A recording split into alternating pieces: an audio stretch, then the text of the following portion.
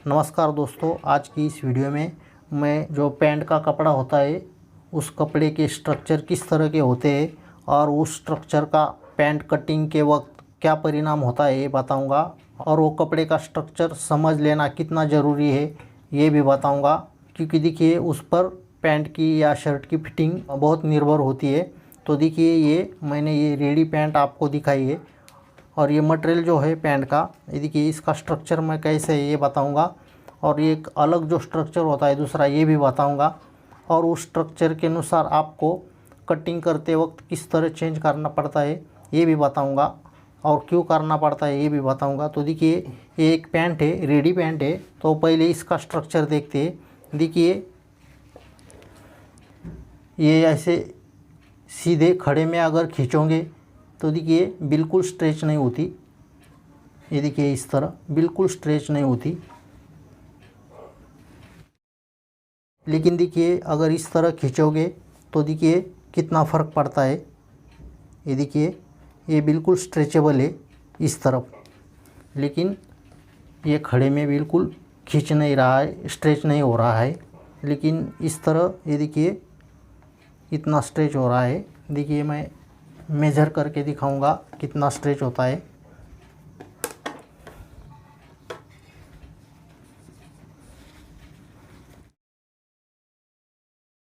ये देखिए ये 9.25 इंच है, तो खींचने के बाद देखिए कितना बढ़ता है।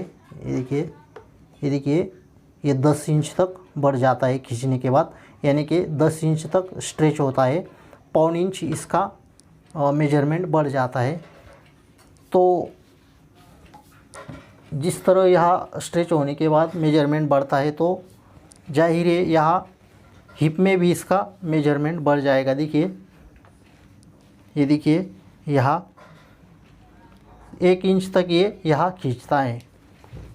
तो इस तरह ये कपड़ा है। तो ऐसे कपड़े के लिए किस तरह लूजिंग दी जाती है ये बताऊंगा। और एक दूसरा कपड़ा है, दूसरी पैंट कटिंग करी हुई है। तो ये देखिए एक अलग कपड़ा है, इसका स्ट्रक्चर ही अलग है। देखिए ये देखिए एक सूत भी नहीं बढ़ता। देखिए कितना भी खींचे एक सूत भी नहीं बढ़ता। यहाँ देखिए हिप में, यहाँ देखिए इस तरह स्ट्रेच अगर करोगे आप तो बड़ी मुश्किल से एक सूत बढ़ जाएगा। देखिए इस तरह, ये देखिए यहाँ, ये देखिए कितना भी खींचे एक सूत भी नहीं बढ़ता। तो ये अलग स्ट्रक्चर है कपड़े का। तो कई तरह के कपड़े के अलग अलग वैरायटी होती है, स्ट्रक्चर होता है, कपड़े का धागा है उस पर निर्भर होता है। ये कपड़े का स्ट्रक्चर जानना बहुत ज़रूरी है। ये कपड़ा जब हम कटिंग करते हैं, शर्ट हो या पैंट हो, तो उसमें लूजिंग किस तरह देनी होती है ये इस पर निर्भर है। तो देखिए इस तरह के जो कपड़े होते हैं, ये देखिए ये बिल्कुल स्ट्रेच नहीं होते। और ये जो इस तरह के कपड़े होते हैं ये 1 इंच तक स्ट्रेच होते हैं। तो इसमें अलग लूजिंग दी जाती है, इसमें अलग लूजिंग दी जाती है। तो देखिए मैंने आपको समझाने के लिए पैंट की बैक में किस तरह लूजिंग दी जाती है ये दिखाने के लिए ये चार्ट बना है। देखिए ये जो बैक पार्ट है एक साइड का, ये देखिए इसमें आधा इंच प्लस करते हैं एक साइड में। तो आधा इंच एक साइड में प्लस किया तो दो साइड के मिलाकर 1 इंच टोटल हिप राउंड बढ़ जाता है लूजिंग के लिए। अगर हमने इस तरह एक साइड में ये देखिए 1.25 इंच बढ़ाया एक साइड में, तो दोनों साइड मिला के 1.5 इंच बढ़ जाता है, यानी कि टोटल हिप राउंड में प्लस 1.5 इंच बन जाता है लूजिंग के लिए। अगर हमने एक साइड में 1 इंच लूजिंग दिया तो दोनों साइड मिला के 2 इंच होता है, तो हिप में 2 इंच बढ़ जाता है लूजिंग के लिए। और अगर हमने 1.25 इंच का एक पार्ट में लूजिंग दिया तो दोनों पार्ट मिला के 1.25 और 2.25 इंच लूजिंग मिलती है टोटल। और 1.5 इंच अगर बढ़ाया एक पार्ट में तो टोटल पैंट में हिप में प्लस 3 इंच लूजिंग हो जाती है। तो ये इस तरह अलग अलग हम प्लस करते हैं लूजिंग के लिए एक पार्ट में। तो दोस्तों अगर इस तरह का कपड़ा है और ये बिल्कुल स्ट्रेचेबल नहीं है, अगर आप आधा इंच रेगुलरली देते हो तो इसके बजाय आपको पौन इंच लूजिंग देना पड़ेगा। इस तरह आधा इंच लूजिंग देने के बजाय पौन इंच लूजिंग देना पड़ेगा, क्योंकि ये बिल्कुल स्ट्रेचेबल नहीं है। और अगर किसी कस्टमर की लूजिंग पैंट में 1 इंच आप लूजिंग देते हैं एक साइड में, तो उसे 1.25 इंच लूजिंग देना है। अगर आप 1 इंच रेगुलर लूजिंग छोड़ते हो किसी कस्टमर की, तो उसे 1.25 इंच लूजिंग छोड़ना है। और अगर आप 1.25 इंच की लूजिंग रेगुलरली देते हैं तो उसे, इस तरह का कपड़ा है तो 1.5 इंच की लूजिंग देना है।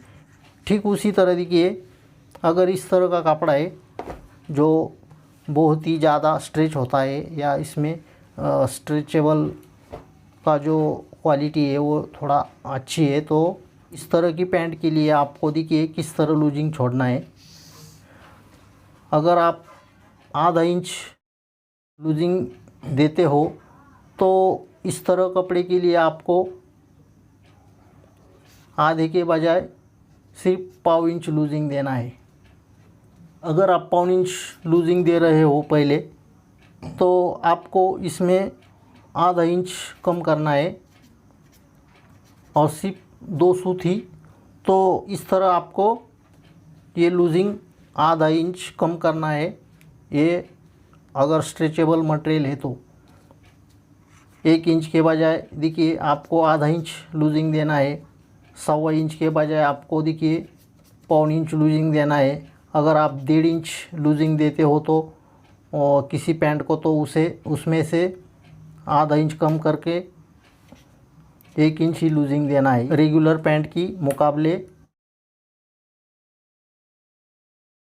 इस तरह का अगर मटेरियल है तो लूजिंग देने में आधा इंच कम करना है। ज़्यादा लूजिंग अगर दोगे तो ये बैक में रिंकल दिखेंगे। स्ट्रेचेबल जो क्वालिटी है वो देख के आपको लूजिंग में 2 सूत 3 सूत कम करना है। और इस तरह का जो कपड़ा होता है जो स्ट्रेच होता नहीं, उसे 2 सूत या 3 सूत हमेशा एक्स्ट्रा लूजिंग देना है।